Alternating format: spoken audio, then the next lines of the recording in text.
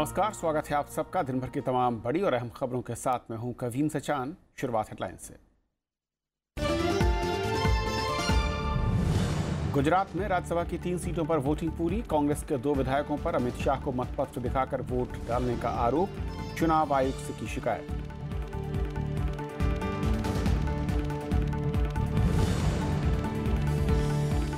विपक्ष का 2 तरह के 500 के नोट छापने का दावा। राज्यसभा में नोटबंदी को बताया सबसे बड़ा घोटाला। वित्त मंत्री ने लगाया अनावश्यक अवरोध का आरोप।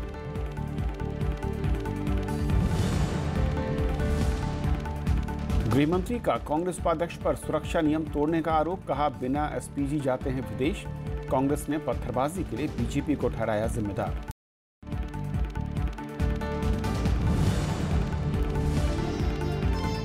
सरदार सरोवर बांध के विस्थापितों को सुप्रीम कोर्ट से राहत नहीं। विस्थापन की समय सीमा बढ़ाने से इनकार। हालत बिगड़ने पर मेधा पाटकर अस्पताल में एडमिट।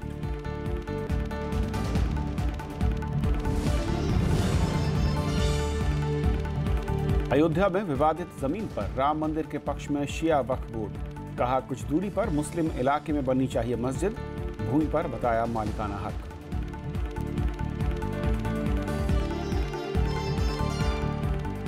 और आइए देखते हैं पहली खबर।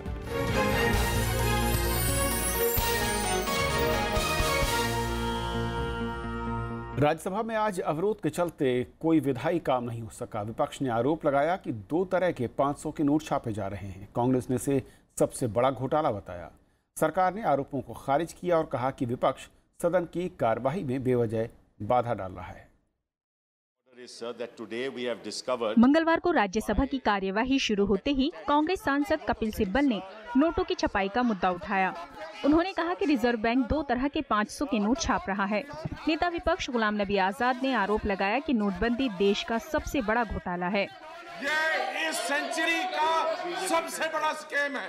ये इस सेंचुरी का सबसे बड़ा स्कैम है कि government he 2 reserve bank of India 2 किस्म के नोट छपती है। छपाती है डिफरेंट साइज के, डिफरेंट डिजाइन के, डिफरेंट फीचर्स के।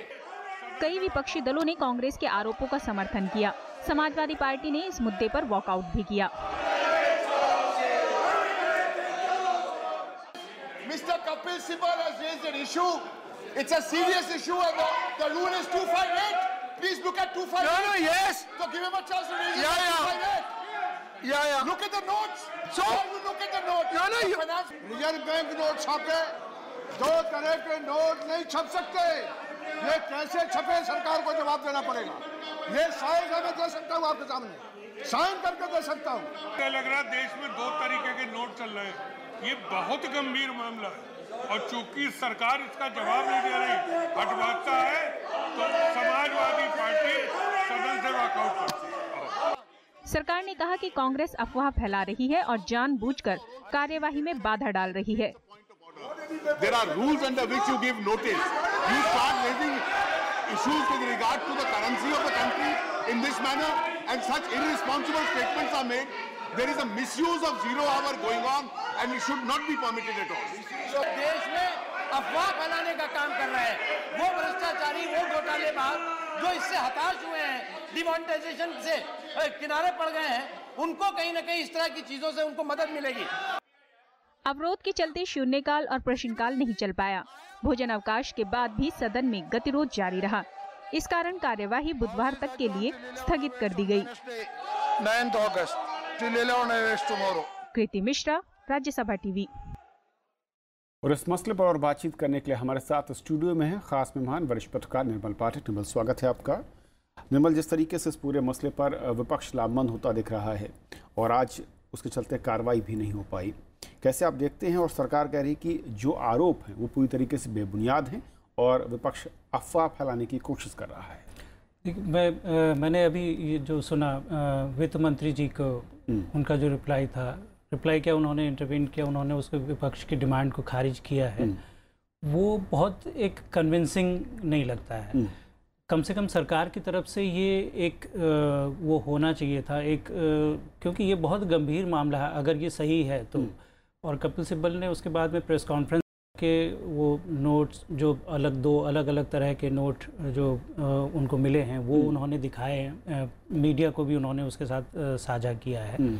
और हाउस में जिस तरह से विपक्ष के बाकी सदस्यों ने कहा कि वो इसको ऑथेंटिकेट करने के लिए भी तैयार हैं। शरद यादव जी कह रहे थे कि वो इसको ऑथेंटिकेट करने के लिए तैयार हैं, ताकि अगर इसमें कुछ गलत पाया जाता है तो उसकी रिस्पॉन्सिबिलिटी उनकी होगी।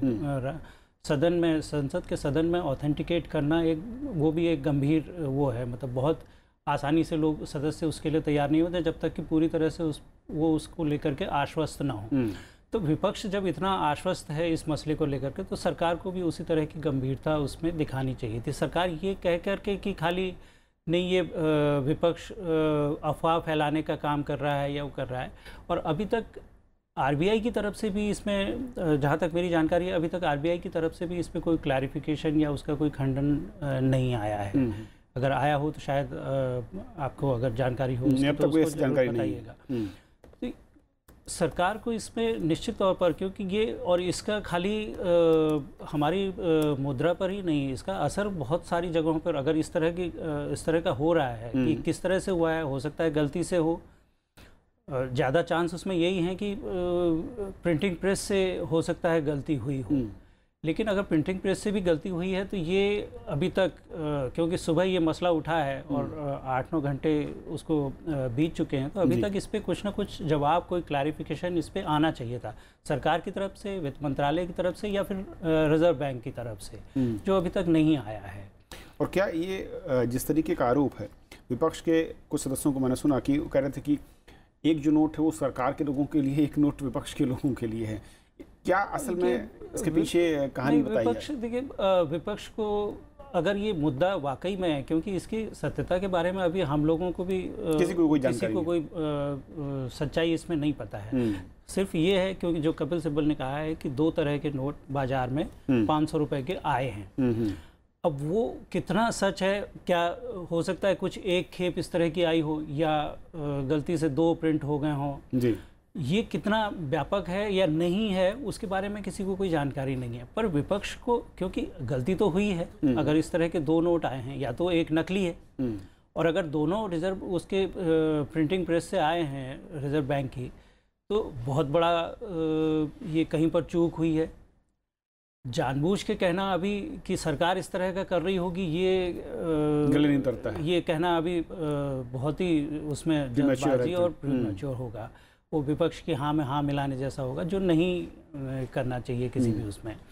पर विपक्ष को क्योंकि बहुत लंबे समय से कोई मुद्दा नहीं मिला है, वो नोटबंदी का मुद्दा उन्होंने उठाया, लेकिन उसको जब उत्तर प्रदेश में चुनाव के रिजल्ट आए हैं तो उसके बाद से विपक्ष उस पर बोलने लायक नहीं बचा था, क्योंकि जनता ने उसको एक्सेप्ट नहीं किया। उन्होंने उत्तर प्रदेश के चुनाव में भी इस मसले को उठाया था कि ये नोटबंदी से कितना ज़्यादा नुकसान हो रहा है देश को, पर लोगों ने उसको एक्सेप्ट नहीं किया।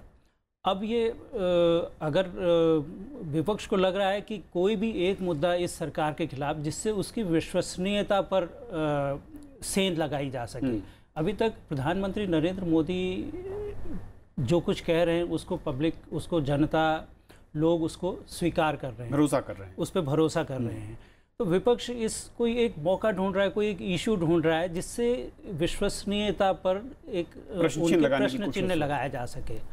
तो ये मुद्दा अगर वाकई उनको इतना भरोसा है उसमें, तो इसलिए पूरा विपक्ष उसको एकजुट होकर के उठा रहा है, जैसा अभी आज देखा आपने राज्यसभा में जी। और जिस तरीके से विपक्ष लामबंद हुआ, क्या ऐसा लगता था कि क्योंकि आज जब सदन चल रहा था कि विधायक, कई सांसद ये कहते सुने गए कि जिस तरीके से गुजरात में नतीजे आ सकते हैं या फिर जो चर्चाएं हैं उसको लेकर एक दूसरे मुद्दे की तरफ डाइवर्ट करने की कोशिश है और इसीलिए शायद ज़्यादा मैं कहूँ कि तेज़ गर्म बहस हो सकती है, क्या उससे भी इसे जोड़कर देखते हैं आप? देखिए गुजरात में परिणाम किस तरह के होंगे वहाँ अभी काफ़ी सस्पेंस बना हुआ है, वो तो अभी तक आए नहीं है।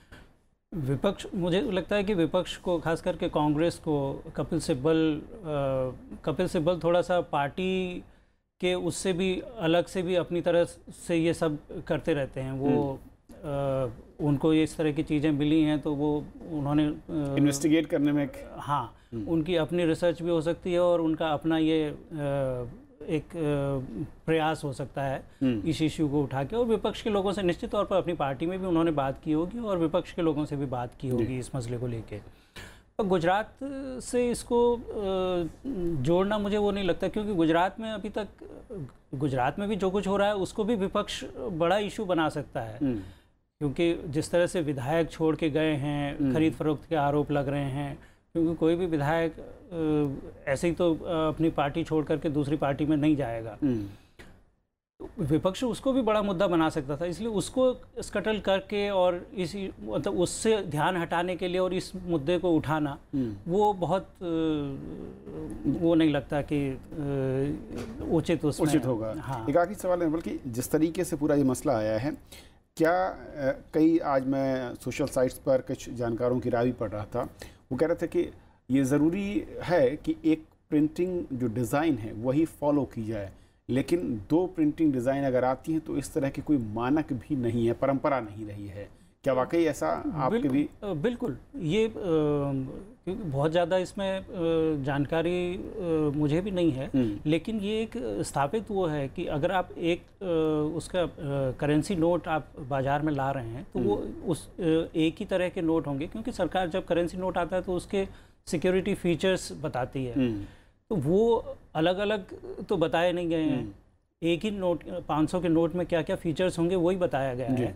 उसका कलर हो सकता है कुछ अलग हो, लेकिन जो सिक्योरिटी फीचर्स हैं वो तो उसमें एक ही होंगे। एक नंबर के दो नोट तो नहीं हो सकते। तो ये एक डिस्क्रिपेंसीज उसमें जो विरोधाभास है इसमें आज जो कपिल सिब्बल ने खुलासा किया, वो चीज़ जो वो बता रहे हैं वो गले उतरने वाली है कि ये चूक कहीं किस स्तर पर हुई है ये पता करना ज़रूरी है जी। और उम्मीद करते हैं कि आरबीआई शायद इस पर कोई और इस पर सरकार पे थोड़ा सा इसमें संदेह इसलिए क्योंकि विपक्ष बहुत लंबे समय से एक तो नोटबंदी को इशू बना रहा है, दूसरा उन्होंने कहा है कि अभी तक रिजर्व बैंक की तरफ से अभी तक ये नहीं बताया गया कि कितने जो पुराने नोट्स हैं जिनको इनवैलिड कर दिया है वो कितने नोट उसके पास गए हैं, उसका आंकड़ा अभी तक नहीं आया है। जो वो कह रहे हैं कि जल्दी सरकार ने कहा है कि जल्दी आएगा। तो एक पहले से विपक्ष इसको एक संदेह का वातावरण इसमें बनाने की कोशिश कर रहा है, और अगर ये बात सही होती है तो इससे उसके जो पुराने जो आरोप हैं नोटबंदी को लेकर के जो आरोप हैं मजबूती और उससे मजबूती मिलेगी। बहुत शुक्रिया निर्मल इस पूरी बातचीत के लिए आपका। यदि पहली खबर, छोटा सा ब्रेक और ब्रेक उस पार दिन भर की दूसरी बड़ी खबर।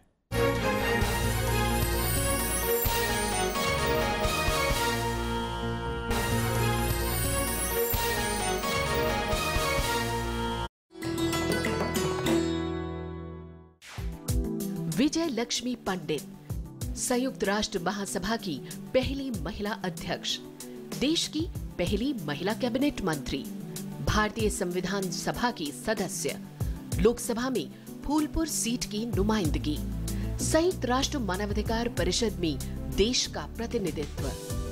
विजय लक्ष्मी पंडित के नाम है उपलब्धियां अनेक।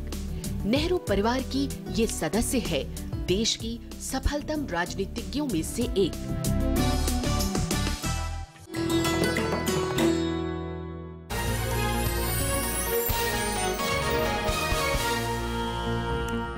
गुजरात में राज्यसभा की 3 सीटों के लिए आज हुए मतदान का मामला चुनाव आयोग पहुंच गया है। कांग्रेस ने अपने 2 विधायकों पर वोट डालने के बाद अपना बैलेट अमित शाह को दिखाने का आरोप लगाते हुए उनके वोट रद्द करने की मांग की।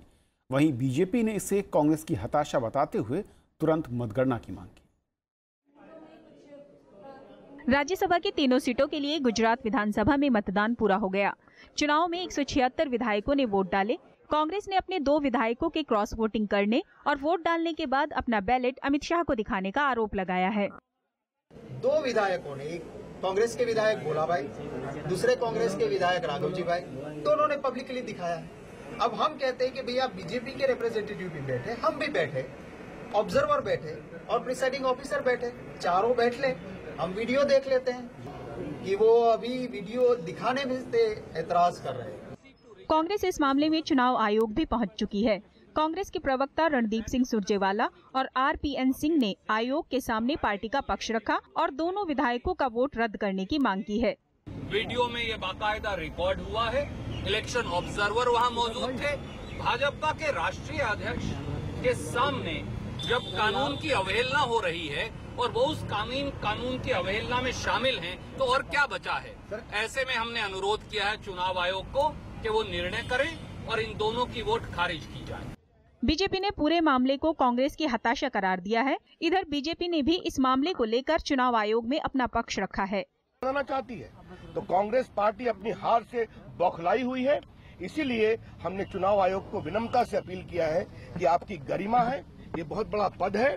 अगर ऑब्जर्वर ने कुछ नहीं कहा, अगर रिटर्निंग ऑफिसर ने कुछ नहीं कहा, जब दोनों बैलेट पेपर बैलेट बॉक्स में चले गए तो अब इनके पास अब कोई विकल्प नहीं है। हम चाहते हैं कि ये चुनाव की मतगणना शीघ्र होनी चाहिए, जो पूरी नियमों के अंतर्गत हो रही है। और हम चाहते हैं कि इस गणना को देकर के गुजरात के जनता का जो मैंडेट है वह स्पष्ट रूप से सबके। गुजरात में राज्यसभा की तीसरी सीट के लिए कांग्रेस के अहमद पटेल और बीजेपी के बलवंत सिंह राजपूत के बीच मुकाबला है। इसको लेकर कांग्रेस और बीजेपी ने पूरा जोर लगा दिया। जेडीयू और एनसीपी के एक विधायक ने अहमद पटेल को वोट किया। वहीं एनसीपी के एक विधायक और शंकर सिंह बाघेला ने अहमद पटेल को वोट नहीं दिया। अब अहमद भाई जीतने वाले नहीं है, इसलिए हमने अहमद भाई को वोट नहीं दिया है। बहुत अफसोस है, हमारे अजीज है। फिर भी अगर वोट खराब होता है तो इसका कोई मतलब नहीं है। बार बार कहने के बावजूद भी अगर एमएलए की यह हालत है और पार्टी ठीक नहीं कर रही है, तो ये भी हमने कहा कि आप अभी फ्री है, तो हमने अहमद भाई को वोट नहीं दिया है। गुजरात की 2 सीटों पर बीजेपी अध्यक्ष अमित शाह और केंद्रीय मंत्री स्मृति ईरानी की जीत तय मानी जा रही है। Bureau report, Rajya Sabha TV. गृहमंत्री राजनाथ सिंह ने कहा है कि कांग्रेस उपाध्यक्ष राहुल गांधी ने सुरक्षा नियमों का उल्लंघन करके गुजरात के बनासकांठा में खुद को खतरे में डाला। लोकसभा में आज राहुल गांधी की गाड़ी पर पत्थरबाजी के लिए कांग्रेस ने बीजेपी को जिम्मेदार ठहराया। कांग्रेस के विरोध के चलते कार्यवाही पूरे दिन के लिए स्थगित करनी पड़ी। इनकी जान लेना चाहते। लोकसभा में मंगलवार को कांग्रेस उपाध्यक्ष राहुल गांधी पर बनासकांठा में हुए पथराव का मुद्दा उठा। कांग्रेस के आरोपों पर गृह मंत्री राजनाथ सिंह ने कहा कि राहुल गांधी गुजरात में जिस जगह रुके वहां उनका पहले से तय कार्यक्रम नहीं था। गृह मंत्री ने कहा कि राहुल गांधी एसपीजी की बात नहीं मानते हुए बुलेट प्रूफ गाड़ी के बजाय पार्टी की गाड़ी से गए। उन्होंने कहा कि राहुल गांधी विदेश यात्राओं में भी सुरक्षा की अनदेखी करते हैं। पिछले 2 वर्षों में श्री गांधी 6 विदेशी दौरों में 72 दिन बाहर रहे हैं। इन 72 दिनों की अवधि में एसपीजी कवर उनके साथ नहीं रखा गया है। अध्यक्ष महोदय, अब स्वाभाविक है ये देश जानना चाहेगा, सदन जानना चाहेगा कि विदेश में कहां गए, क्यों नहीं उन्होंने एसपीजी कवर लिया। राजनाथ सिंह ने पत्थरबाजी की निंदा की। उन्होंने कहा कि एक आरोपी को पकड़ा गया है और गुजरात सरकार मामले की जांच कर रही है। कांग्रेस ने प्रश्नकाल की शुरुआत के साथ ही सदन में गृह मंत्री के बयान की मांग करते हुए अवरोध पैदा किया। कांग्रेस नेता मल्लिकार्जुन खड़गे ने इस घटना के लिए बीजेपी को जिम्मेदार ठहराया। श्री राहुल गांधी जी हमारे राष्ट्रीय नेता हैं। उन्होंने बाढ़ से बुरी तरह प्रभावित क्षेत्रों का दौरा करने के लिए गुजरात बनासकांठा पहुंचे थे। उन पर जानलेवा हमला हुआ, उनके ऊपर पत्थर फेंके गए। इस हमले में राहुल गांधी जी बाल बचे, लेकिन उनकी गाड़ी के शीशे भी टूट गए। कांग्रेस के विरोध के चलते सदन में प्रश्नकाल को स्थगित करना पड़ा। 12 बजे के बाद अवरोध जारी रहा और कार्यवाही पूरे दिन के लिए स्थगित करनी पड़ी। राहुल गांधी शुक्रवार को गुजरात में बाढ़ पीड़ित क्षेत्रों के दौरे पर गए थे। इस दौरान ये घटना हुई। प्रणव गोस्वामी, राज्यसभा टीवी। राज्यसभा ने मंगलवार को मोटर यान संशोधन विधेयक 2017 को सिलेक्ट कमेटी के पास भेज दिया। कमेटी में कुल 24 सदस्य हैं, जो कि अगले सत्र के पहले दिन अपनी रिपोर्ट देगी और इस काम के लिए उसे और वक्त नहीं दिया जाएगा। परिवहन क्षेत्र में बड़े सुधार के तौर पर देखा जा रहा मोटर यान संशोधन विधेयक 2017 राज्यसभा की प्रवर समिति के पास भेज दिया गया है। सड़क परिवहन राज्य मंत्री मनसुख मंडाविया ने विधेयक को समिति के पास भेजने का प्रस्ताव पेश किया। Sir, with your permission I move the following motions that the motor vehicle amendment bill 2017 to amend the motor vehicle act 1988 to address issues such as road safety, passenger mobilities, transport reforms, citizen facilitations, and reduction of corruption in transport sector as passed by the Lok Sabha be referred to a select committee of the Rajya Sabha. प्रस्ताव को ध्वनिमत से स्वीकार कर लिया गया। मोटरयान संशोधन विधेयक 2017 को लोकसभा ने इसी साल अप्रैल में पारित किया था। With instructions to report to the Rajya Sabha by the first day of next session without extension of time. Those in favor, please say aye. Those against, please say no. I think the ayes have it. Motion is adopted. प्रस्तावित विधेयक में वाहन तेज चलाने, seat belt का इस्तेमाल न करने और सड़क कानून तोड़ने के लिए कड़ी सजा के प्रावधान हैं। इसके अलावा नए वाहन का रजिस्ट्रेशन कराने के लिए आधार जरूरी करने का भी प्रावधान है। कृति मिश्रा, राज्यसभा टीवी। राज्यसभा की विभाग संबंधी स्थायी समिति के सामने आज सार्वजनिक विमानन कंपनी एयर इंडिया और पवनहंस लिमिटेड के विनिवेश का मुद्दा विचार के लिए आया। परिवहन, पर्यटन और संस्कृति संबंधी स्थायी समिति ने सरकार का प्रतिनिधित्व कर रहे एयर इंडिया के सीएमडी अश्विनी लोहानी और नागर विमानन मंत्रालय के सचिव RN चौबे से सवाल जवाब हुए। मुकुल रॉय की अध्यक्षता वाली समिति ने पूछा कि विनिवेश की रूपरेखा क्या होगी और कर्मचारियों की नौकरी का क्या होगा।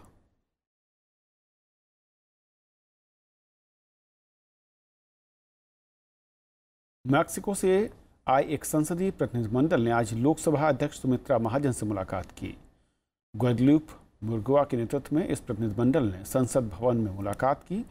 प्रतिनिधिमंडल का संसद भवन में गर्मजोशी से स्वागत हुआ। लोकसभा अध्यक्ष ने इस मुलाकात पर खुशी जाहिर की।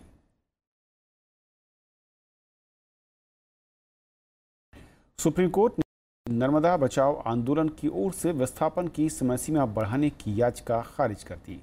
उधर धरना स्थल से उठाकर इंदौर के अस्पताल में भर्ती कराई गई मेधा पाटकर की हालत में अब सुधार हो रहा है।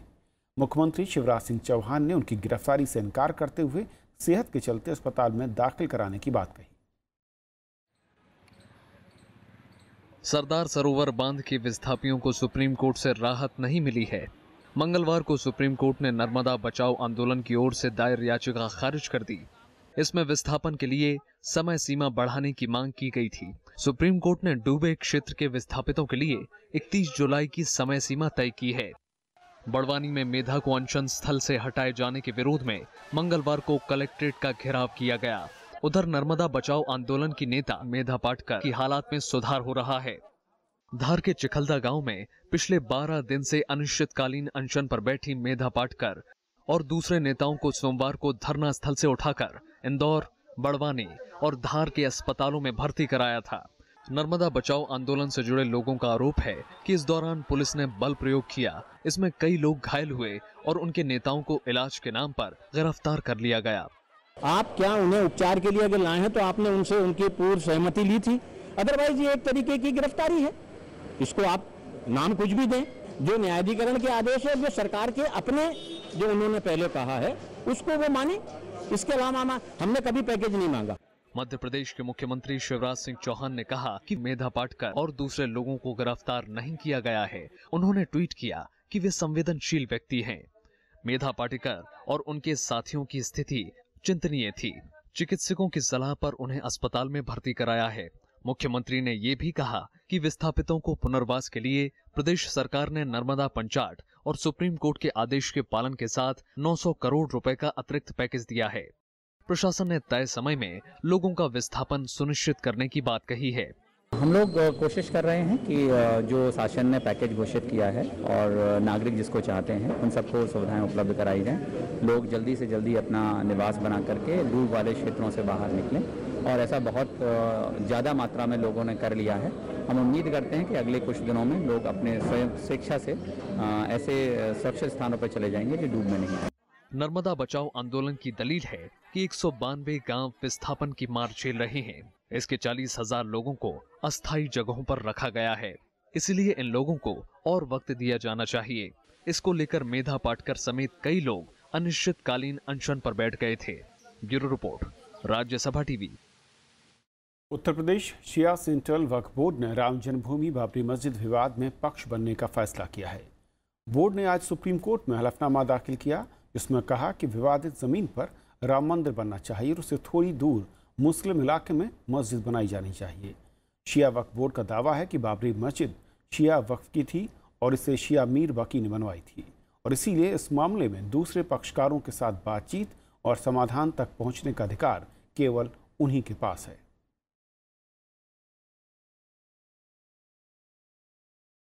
तो खबरों के आज के सफर में इतना ही। नमस्कार।